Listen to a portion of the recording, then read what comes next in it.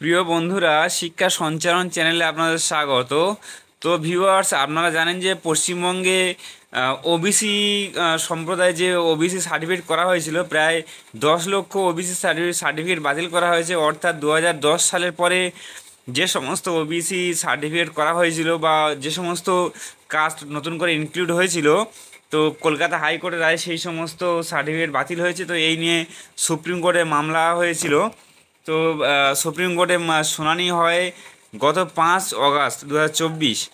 তো ভিউয়ার্স, গত 5 August 2024-এ supreme কোর্টের প্রধান বিচারপতি DY চন্দ্রচূড়ের বেঞ্চে এই মামলাটি ওঠে এবং সব কিছু শোনার পরে রাজ্যকে হলফনামা দেওয়ার জন্য নির্দেশ দেন সুপ্রিম কোর্টের প্রধান বিচারপতি DY চন্দ্রচূড়। এবং পরবর্তীতে এই মামলার পরবর্তী শুনানি হওয়ার কথা ছিল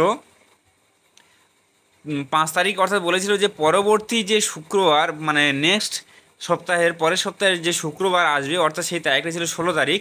তো সেই তারিখে মামলা ওঠার কথা ছিল, কিন্তু 16 তারিখে মামলা ওঠেনি। তো এই ওবিসি সংক্রান্ত মামলা পরবর্তী উঠতে চলেছে আগামী 20 তারিখে। আপনারা যদি সুপ্রিম কোর্টের যে কেস লিস্ট রয়েছে, তো আপনারা যদি সেখানে সার্চ করে দেখেন, সেখানে 34 নম্বরে এই ওবিসি সংক্রান্ত মামলাটা রয়েছে।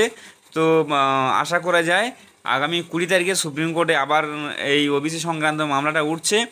তো সুপ্রিম কী রায় দেয় আমরা সেদিকে লক্ষ্য রাখছি, এবং এই ধরনের আপডেট পাওয়ার জন্য আপনারা অবশ্যই করে আমার চ্যানেলটিকে সাবস্ক্রাইব করে রাখবেন।